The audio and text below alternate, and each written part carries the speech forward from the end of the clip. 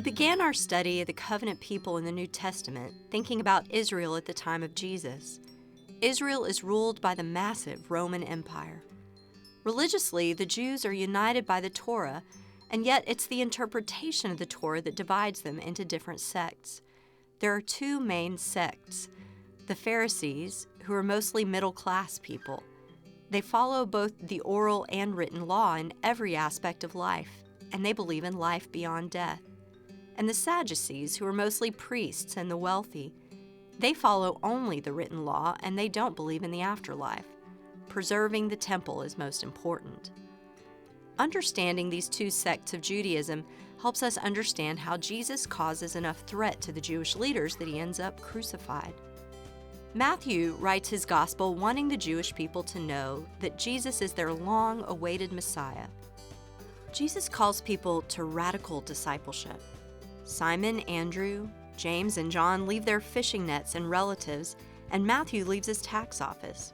When Jesus says, "Follow me," he means leaving something behind and walking into the unknown, ready to learn, to witness, and to serve.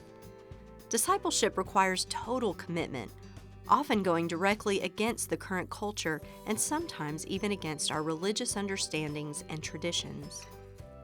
In the Sermon on the Mount, Jesus teaches followers to speak only truth, forgive without measure, love enemies, give without getting credit, and live a righteous life of gratitude. The mark of discipleship was, disciples accept Christ's call to radical discipleship, abandoning sham and pretense, becoming vulnerable, and entering the ministry of making disciples. Today we look at the Gospel of Mark. Our theme word is Good News, and our title is The Hidden Messiah. Mark's Gospel follows the story of 12 disciples who just don't get it. Like all Jews of their day, they expected the Messiah to come in victory and to restore glory to Israel. The disciples were thrilled when Jesus healed the sick or opened the eyes of the blind. They rejoiced when the crowds gathered, but they were confused when religious leaders criticized, when opposition mounted, and when Jesus didn't display the kind of power they thought he should. Over and over, Jesus says to them, "Don't you understand?" In some places, it's frustrating to watch the disciples fumble along their journey, clueless to the true power and purpose of their Savior walking beside them. At other times, though, I have to admit that I'm a bit comforted by how oblivious they are. After all, aren't we often unaware of the true purposes of God, even when they're staring us in the face? So Mark's Gospel is a journey. The disciples following Jesus, learning slowly, somewhat reluctantly who Jesus is, what kind of a suffering Messiah he really was. Just like with Matthew's opening lines, it's important to pay attention to how Mark starts things off. The beginning of the good news about Jesus, the Messiah, the Son of God. Right from the beginning, he tells us his purpose, to show that Jesus is the Messiah and the Son of God. Instead of opening with the story of Jesus' birth, we get the story of John the Baptist announcing Jesus as the Messiah and then baptizing him, when a voice from heaven affirms that Jesus is indeed God's Son. As Mark shares the story that confirms Jesus' amazing identity, there's a pivotal moment in chapter 8. Pay close attention to it. Jesus asks, "Who do you say that I am?" Peter, impulsive as always, blurts out, "You are the Messiah."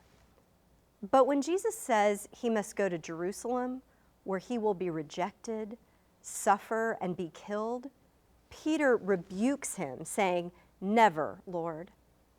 Peter didn't want a suffering Messiah. He wanted a triumphant warrior Lord. Later, he even denies that he even knew Jesus when Jesus was arrested. The entire Gospel of Mark is an attempt to show that you can't understand Jesus without understanding his suffering and death.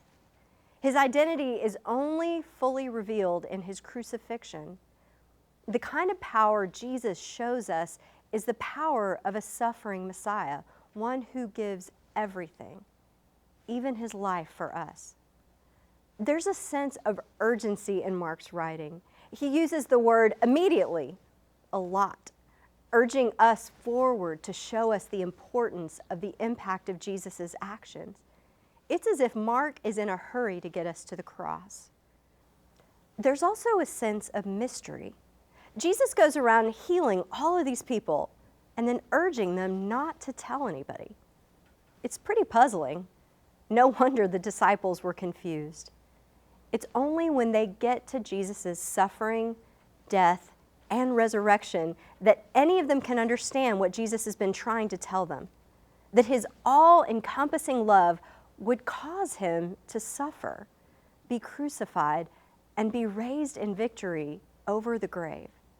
They would also begin to understand what he meant when he called us to take up your cross and follow me. Discipleship can't happen without self-denial and commitment to give everything for a Savior who gave everything for us.